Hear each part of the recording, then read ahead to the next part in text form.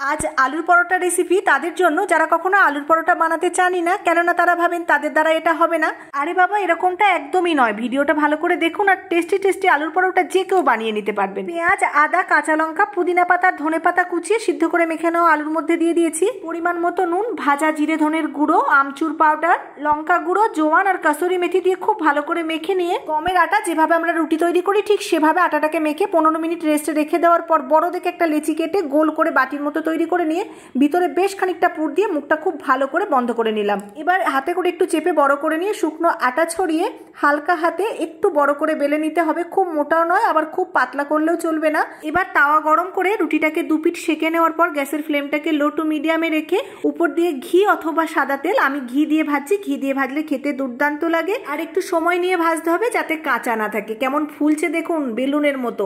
এভাবে ভেজে নিয়ে টক দই অথবা টমেটো সসের সঙ্গে খেয়ে দেখুন।